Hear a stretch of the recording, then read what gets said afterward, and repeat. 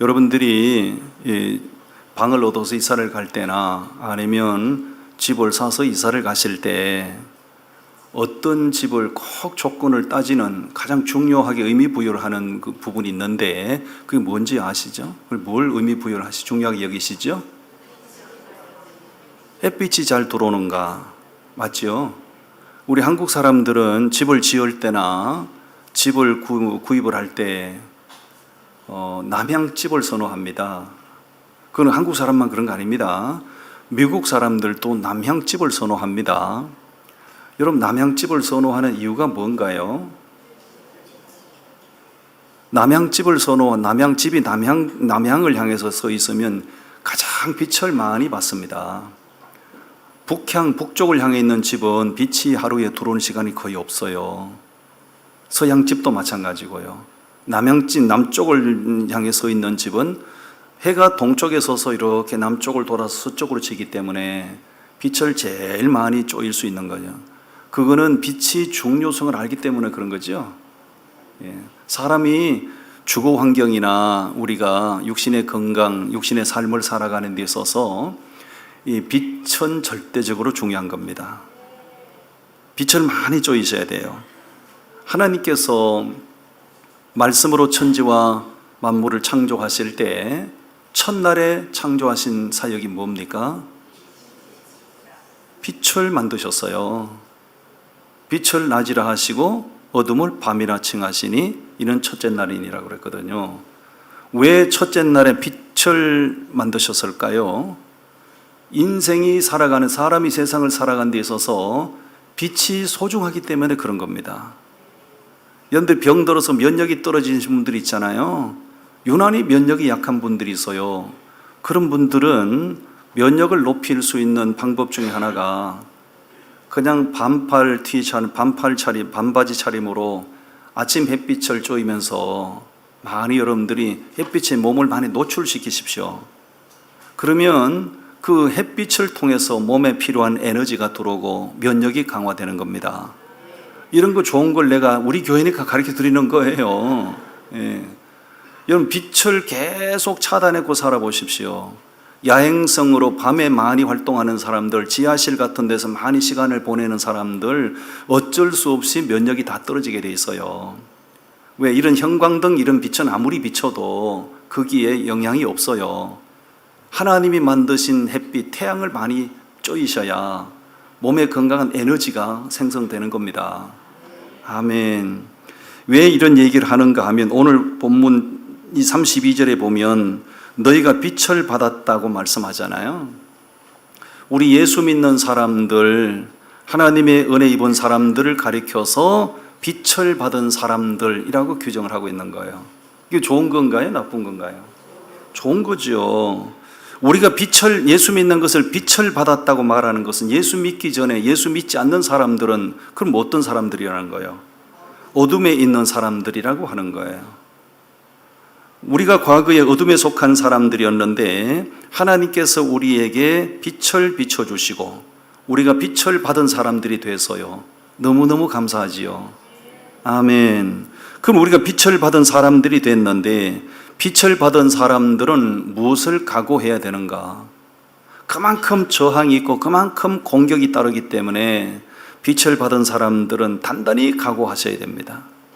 뭘 각오하라고 말씀하시는가요? 세 가지를 일러드리겠습니다. 첫 번째, 고난과 환난 받을 것을 각오하셔야 돼요. 이건 제 말이 아니고 오늘 본문에 그걸 강조하고 있어요. 자, 32절부터 말씀 읽어보겠어요. 32절부터 시작. 전날에 너희가 빛을 받은 후에 고난의 큰 싸움을 견뎌낸 것을 생각하라. 빛을 받은 후에 무슨 싸움을 싸웠다고요? 고난의 큰 싸움을 싸웠다는 거예요. 빛을 받아 어둠에 속해 있을 때는 아무런 고난을 당하지 않아도 되는데 내가 빛을 받고 빛 가운데 거하는 삶을 살아가다 보니 공격이 있고 저항이 있고 핍박이 따르는 거예요. 자, 33절 읽겠습니다. 혹은 비방과 환난으로서 사람에게 구경거리가 되고, 사람들에게 뭐가 돼요? 구경거리는, 조롱당하고 멸시당하고 완전히 사람을 그냥 뒤집어 가지고 사람들에게 조롱거리가 되게 하는 거. 이 빛을 받은 것 때문에 그렇다는 거예요. 혹은 계속이요. 혹은 이런 형편에 있는 자들과 사귀는 자가 되었으니 34절 읽겠어요. 너희가 갇힌 자를 동정하고 너희 소유를 빼앗기는 것도 기쁘게 당한 것은 더 낫고 영구한 소유가 있는 줄을 알미라. 무엇까지도 뺏겼다고요? 자기 소유도 다 뺏겼다는 거죠. 어둠에 속했을 때는 이런 일이 없는데 빛을 받고 빛 가운데 걸어가다 보니 엄청난 핍박이 가해지고 엄청난 정도가 아니라 잔인할 정도로 핍박이 가해지고 사람들에게 너무 많이 핍박을 받아 조롱거리, 구경거리가 되고 심지어는 자기 소유도 다 빼앗기고 사회적으로 모든 불이익을 다 감당해야 되고 여러분 빛을 받는 것은 너무너무 좋은 거지만 빛을 받은 후에는 이런 부분들을 단단히 각오하셔야 됩니다. 아멘. 옆 사람 흔들어 깨고 졸지 말고 각오하시라니까요. 지금 좋을 때가 아니요. 지금 소유도 빼앗길 판인데 구경거리로 절 나갈 판인데 언제 졸아요? 졸 텀이 어디 있어요? 졸지 말고 각오하셔야 돼. 예수님께서 우리의 구원을 위해서 치르신 대가가 십자가라면 예수님이 십자가를 대가로 치르셔서 우리가 구원을 받고 빛을 받았잖아요. 그럼 빛을 받은 우리들도 단단히 그 빛 가운데 살아가기 위해서 대가를 치러야 돼요. 그 치러야 될 대가가 뭡니까? 비방을 받기도 하고 환난을 받기도 하고 소유를 빼앗기기도 하고 조롱거리가 되기도 하고 어떤 분들은 뭘 몰라도 한참 모르셔가지고 내가 세상 사람으로 살다가 교회 나가기 시작해서 좋은 일이 있을 거야. 내가 예수 없는 삶을 살다가 예수 믿으니까 복된 일이 따라올 거야. 꿈 깨셔요. 그렇지 않습니다. 세상 사람으로 살아갈 때는 아무런 저항이 없어요. 왜? 거기는 어둠의 영역이니까. 그런데 어둠의 영역에 있던 내가 전도를 받고 인도를 받아서 빛 가운데 거하고 빛 가운데 살아가잖아요. 저항이 있죠. 엄청난 핍박이 따라오는 거지요. 우리나라에 들어와서 정착하고 있는 탈북자들이 약 3만 6천 명 정도 돼요. 북한의 체제를 부정하고 천신만고 끝에 탈북을 해서 베트남으로 라오스로 몽골을 통해서 천신만고 끝에 죽음의 사선을 몇 차례 넘으면서 우리 자유의 땅 한국에 와서 정착해서 살아가는 탈북민들이 3만 6천 명, 중국 땅에 와서 헤매고 다니는 탈북자들이 30만 명, 어마어마하지요. 그래도 한국에 들어온 사람들은 럭키죠. 자유의 땅에 정착했으니까. 그러나 중국 땅에 이제 거하는 탈북민들은 그 30만 명이 넘는 탈북민들은 체류 신분이 없잖아요. 언제 잡혀서 언제 북송될지 불안해서 살 수가 없지요. 그러면 그 사람들이 북한 체제를 부정하고 자유를 찾아서 중국 땅으로 넘어왔어요? 한국 땅에 왔어요? 가만둡니까? 끊임없이 그 사람들을 탁해서 든돌이고 그 땅에서 지위가 높은 사람이 탈북할수록 그 사람은 반드시 추적해서 살해를 하는 거죠. 여러분 김정일이의 아들인가요? 김한영 서울에서 밝은 대낮에 그냥 살해를 당했어요. 그렇게 신변 보호를 하고 그렇게 원신처를 비밀로 하는데도 귀신같이 찾아내서 그냥 쥐도 새도 모르게 죽여버리는 거예요. 예. 여러분 우리 영적으로 똑같은 거예요.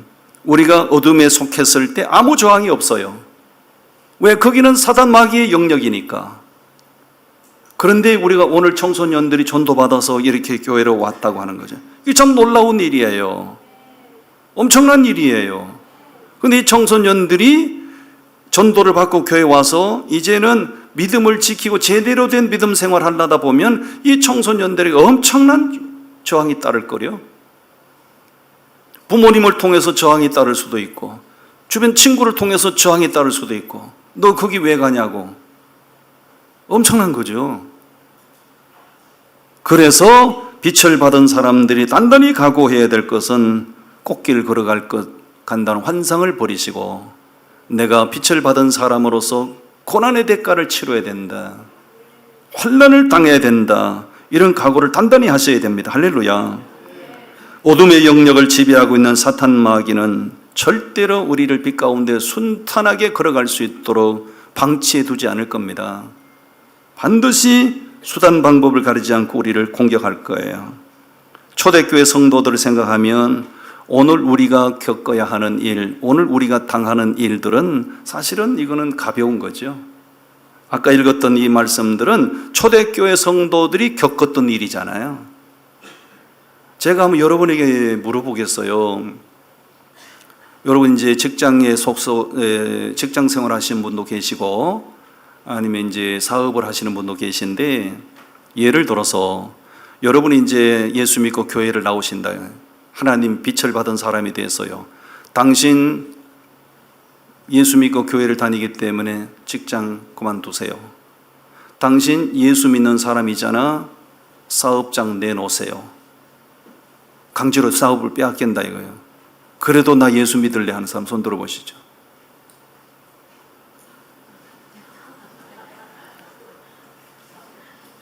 김진범 씨는 속히 장로 세워야 되겠어요. 예. 믿음의 아내의 영향을 심하게 받으셔서 저분이 손을 뭘 알고 알아듣고 하는 손을 들으셨나, 자다가 놀라서 손을 들으셨나. 참 저분이 손 번쩍 드니까 참 놀랍네. 왜냐하면 저분이 설교 시간에 계속 졸았거든. 오늘 모처럼 맑은 정신으로 설교 듣고 계시는데 오늘따라 그냥 부담스러운 질문을 해서 하니까 저분은 장로 세워야 되겠네. 소유를 빼앗겨도 예수 믿는 데잖아. 직장을 해고당해도 예수 믿겠다는 거잖아. 참 놀라. 정말 시집을 잘 가셔서, 한나 권사님 시집을 잘 가셨다고. 근데 우리가 감성적으로는 나 그렇게 하지요, 뭐 그렇게 하겠죠 하지만요, 실제 그 상황이 우리의 실제가 되면요, 상황은 달라집니다. 당장 내가 지금 가족의 생계를 책임져야 될 가장의 위치에 있는 사람인데 예수 믿는 것 때문에 직장 쫓겨나고 사업장 뭐 꾸린다고 하는데 사업장 압수당하고, 정말 믿음 지킬 수 있을까요? 쉽지 않을 거요. 뭐 그런 일이 없으니까 천만다행이긴 하고요. 앞으로 지금은 우리가 살아가는 이 세대, 미래 세대는 특히나 어떤 방향으로 어떻게 돌변할지 예측 불허이기 때문에 그런 일들이 우리에게 닥쳐오지 않는다는 보장이 없어요. 어쨌든 우린 빛을 받은 사람들답게 고난과 환난을 단단히 각오하셔야 됩니다. 아멘. 아멘. 그 다음에 두 번째 35절 36절 말씀이에요. 빛을 받은 사람들은 상당한 인내심과 담대함을 가지셔야 돼요. 말씀 보세요. 35절 36절 읽겠습니다. 시작. 그러므로 너희 담대함을 버리지 말라. 이것이 큰 상을 얻게 하느니라. 너희에게 인내가 필요함은 너희가 하나님의 뜻을 행한 후에 약속하신 것을 받기 위함이라. 아멘. 너희가 담대함을 버리지 말라. 담대함이 필요하다 그 얘기입니다. 고난이나 환난을 당하는 자들에게 요구되는 것이 인내심과 담대함입니다. 인내심이 없으면 압력이 가해질 때, 핍박이 가해질 때 전부 다 믿음이 뿌리째 흔들려 버리죠. 인내심이 없으면 그렇게 되는 거예요. 담대함이 없으면 그 어둠의 세력에 맞설 수 있는 용기가 없는 거죠. 인내심이 있어야 되고, 담대함이 있는 사람은 그런 저항에 맞서서 믿음의 선한 싸움을 싸워낼 수가 있는 줄로 믿습니다. 초대교회의 유적지를 저는 다 돌아보진 않았지만 그래도 세계 교회사에 기록된 중요한 유적지는 꽤 많이 돌아봤거든요. 돌아보면서 가슴이 미어지죠. 가슴이. 그 참혹했던 현장들, 초대교회 성도들이 신앙 하나 지키기 위하여 그 참혹했던 현장들을 돌아보면서 가슴이 미어진다고요. 현장에 가보면 로마의 카타콤이나 콜로세움 경기장, 이건 우리 청소년들 콜로세움 경기장 아는가? 콜로세움 로마에 가면 있어요. 로마에 가면 나 콜로세움 경기장 안에 들어가서 그 지하 운동장 바닥에 다 들어가 봤어요. 그 로마 제국 시대에 예수 믿는 사람들 전부 다 잡아다가 콜로세움 경기장 바닥 밑에는 전부 다 감방이에요. 쇠창살로 전부 다 감옥을 만들어 놔가지고요. 거기 한번 집어넣어 버리면 스스로 나올 수가 없어요. 전부 다 예수 믿는 사람들 잡아다 그 때려 가둔 거예요. 그래 놓고 황제들이 연회를 즐기고 황제들이 심심하면 예수 믿는 사람들 불러올려 운동장에다가 거기다가 미친 소하고 싸우게 만들고 굶주린 사자를 풀어서 그냥 집어삼키게 만들고 처참하지요. 그 콜로세움 경기장에 가보면서 이야, 이 정도 되면, 이 정도 잔인한 핍박이 가해지면 웬만한 사람 같으면 어떻게 믿음 지키겠나. 굶주린 사자에게 잔인하게 갈기갈기 찢겨 죽으면서도 그들은 믿음을 지켰다는 거예요. 예수 믿는 사람들, 빛을 받은 사람들은 상당한 인내심이 있어야 되고 담대함이 필요합니다. 저는 튀르키예에 가면 그 가파도기아도 있고 괴레메 동굴도 있고 제가 다 들어가 봤어요. 그 엄청난 로마 제국 시대에 예수 믿는 사람들 잔인하게 잡아서 처형시킬 때 그들이 신앙 하나 지키겠다고 그 끝이 없는 광야로 들어가서 땅굴 파고 들어가서 그 속에서 300년 동안 살잖아요. 300년 동안. 거기는 빛이 들어오지 않습니다. 물이 공급되지 않습니다. 그냥 죽기를 작정하고 몰래 두더지처럼 나와서 먹을 것을 조금 구하면 그걸 가지고 들어가서 거기 전부 똑같이 나눠서 먹고 생존했다는 거잖아요. 그 100년은, 여러분 1세기는 100년입니다. 300년이 넘는 세월 동안에 그 속에서 믿음을 지키면서 거기서 태어나서 바깥 세상 구경도 못하고 거기서 두더지처럼 살다가 죽어. 거기 딱 묻히는 거예요.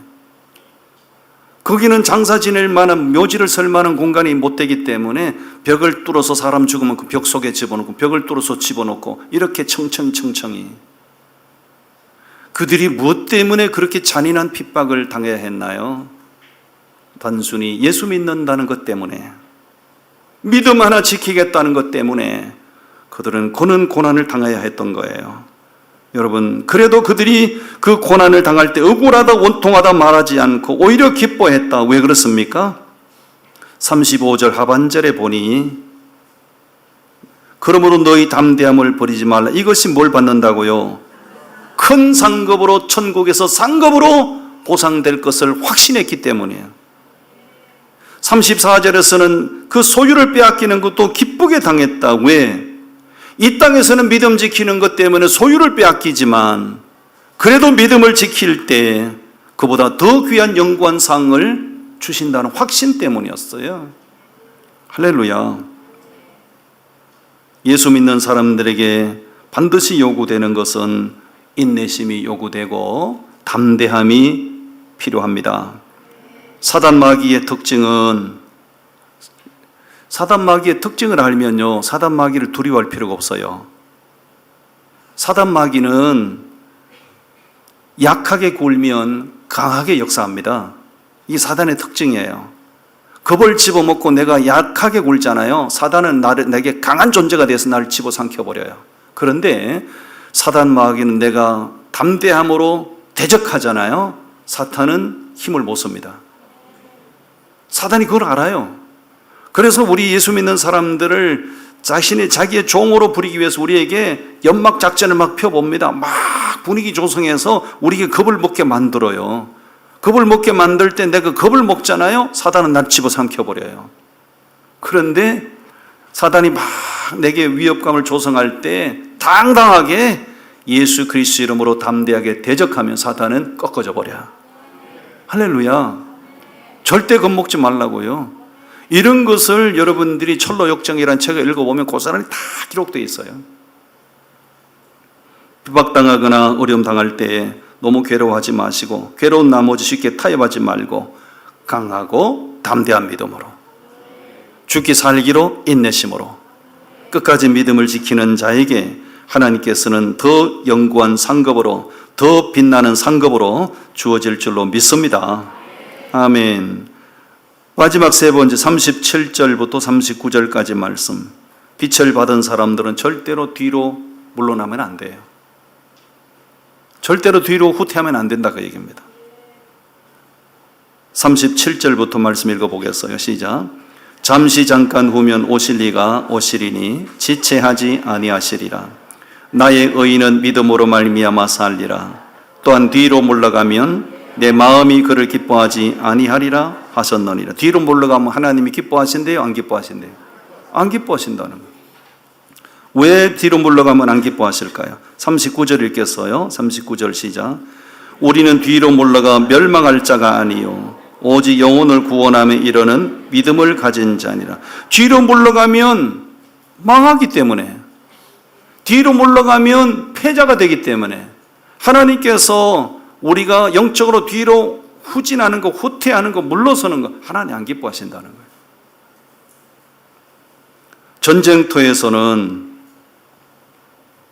전쟁터에서는 목숨을 걸고 싸워야 됩니다.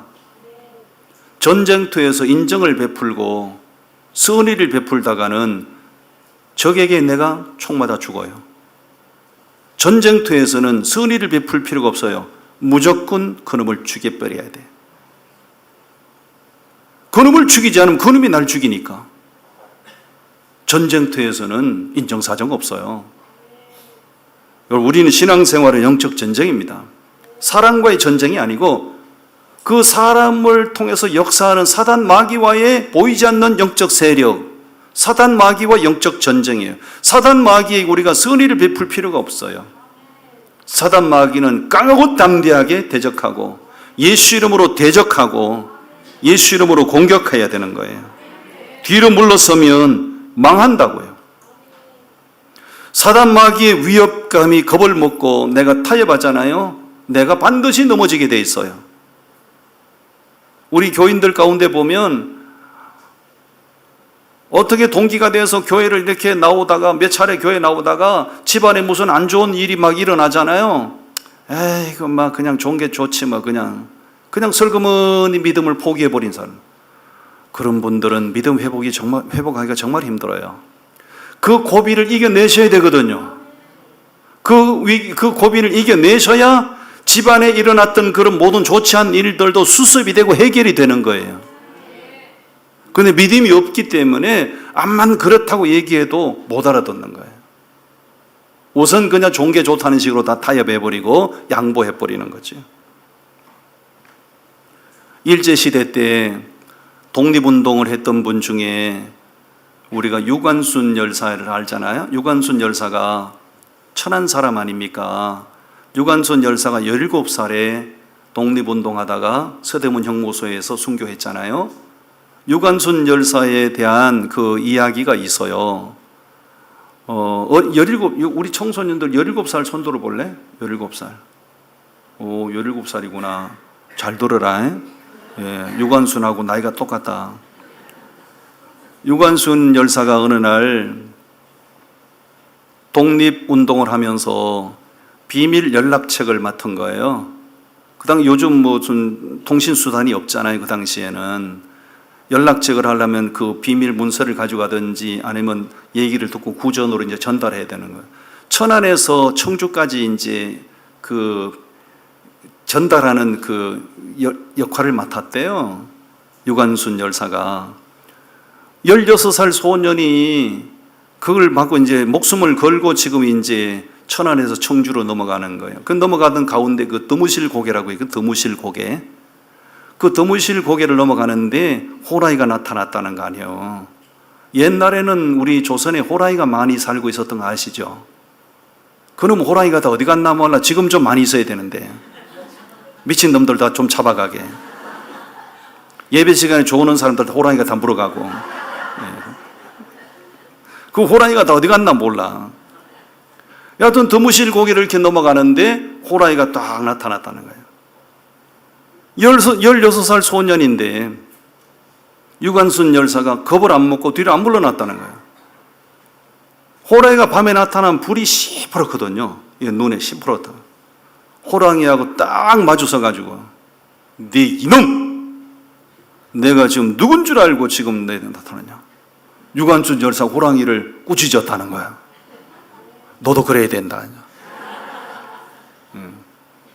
교회 나가지 마 그러면, 예수 믿지 마 그러면 친구가 막 너 언제부터 교회 나갔니? 막 조롱하잖아요.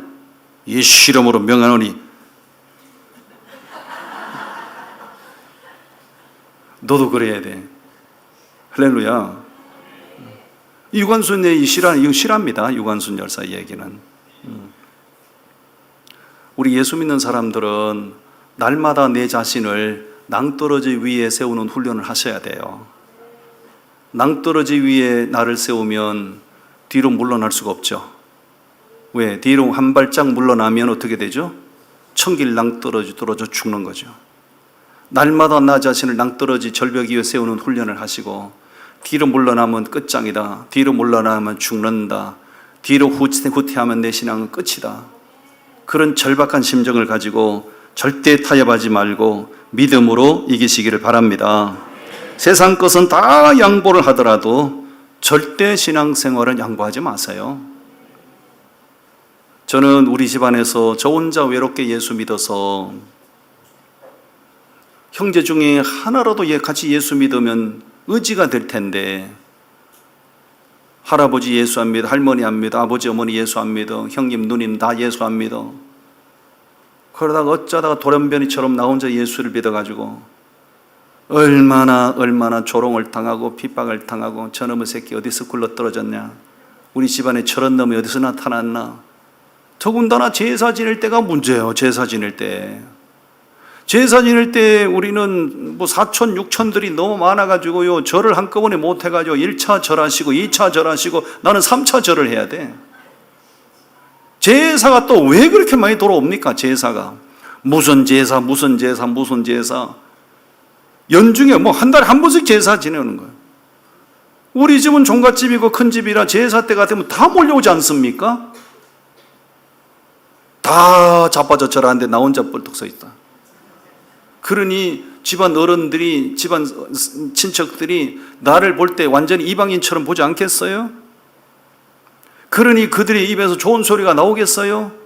돌연변이 같은 놈, 미친 놈, 덜 떨어진 놈, 어디서 저런 놈이 우리 집안에서 나왔나. 온갖 눈총 다 받고 온갖 욕을 다 먹고, 인간인지라 그런 일을 당할 때 나도 막 팍 엎드려 절을 해볼까? 뭐 그런 생각도 들고. 그랬지만 나는 끝까지 믿음을 지켰어요. 끝까지 내가 엎드려 절 안 했어요. 끝까지 안 했습니다. 만약에 제가 그때 그렇게 욕먹는 것이 두려워가지고 그게 부담스러워서 같이 자빠져서 절을 했으면 내가 오늘 목사 못 됐을 거예요. 그런 수모, 그런 비난, 그런 부끄러움을 다 당하면서도 내가 뒤로 물러서면 죽는다, 양보하면 죽는다, 타협하면 죽는다, 끝이다, 그런 생각을 가지고 믿음을 지켰더니 하나님께서 저를 불러 주의 종으로 세웠다고요. 할렐루야. 알아들었나?